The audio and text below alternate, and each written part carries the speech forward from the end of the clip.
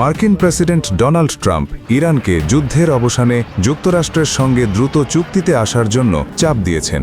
অন্যথায় দেশটির গুরুত্বপূর্ণ স্থাপনায় কঠোর ব্যবস্থা নেওয়ার হুঁশিয়ারি দিয়েছেন তিনি। তবে একই সঙ্গে ট্রাম্প উল্লেখ করেছেন একটি চুক্তি হওয়ার সম্ভাবনা খুবই কাছাকাছি। সোমবার ৩০ মার্চ নিজের সামাজিক যোগাযোগ মাধ্যম ট্রুথ সোশ্যালে দেওয়া এক পোস্টে ট্রাম্প জানান, ইরানের সামরিক অভিযান বন্ধ করতে যুক্তরাষ্ট্র একটি নতুন এবং আরও যুক্তিবাদী শাসক গোষ্ঠীর সঙ্গে গুরুত্বের সঙ্গে আলোচনা করছে।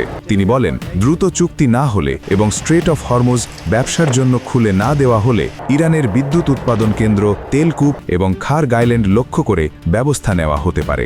ট্রাম্প আরও জানান, ইরানকে এর আগে ৬ এপ্রিল পর্যন্ত সময়সীমা দেওয়া হয়েছিল।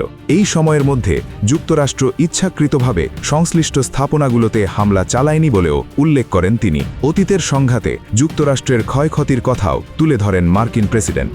এর আগে রোববার ২৯ মার্চ ট্রাম্প জানিয়েছিলেন, যুক্তরাষ্ট্র ইরানের সঙ্গে সরাসরি এবং পরোক্ষভাবে আলোচনা চালিয়ে যাচ্ছে। একই সঙ্গে তিনি ইরানের তেল সম্পদের ওপর নিয়ন্ত্রণ নেওয়ার সম্ভাবনার কথাও উল্লেখ করেন।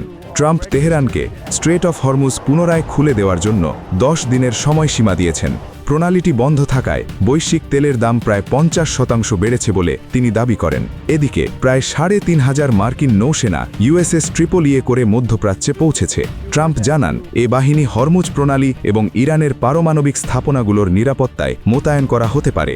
যদিও ট্রাম্প প্রশাসন সরাসরি আলোচনার বিষয়টি আনুষ্ঠানিকভাবে নিশ্চিত করেনি, তবে জানা গেছে তারা ইরানের পার্লামেন্ট স্পিকার মোহাম্মদ বাকের গালিবাফকে সম্ভাব্য আলোচনার অংশীদার হিসেবে বিবেচনা করছে। অন্যদিকে গালিবাফ দাবি করেছেন, যুক্তরাষ্ট্র প্রকাশ্যে আলোচনার কথা বললেও গোপনে মারাত্মক সামরিক হামলার পরিকল্পনা করছে। তিনি হুঁশিয়ারি দিয়ে বলেন, ইরান পাল্টা জবাব দেওয়ার জন্য প্রস্তুত।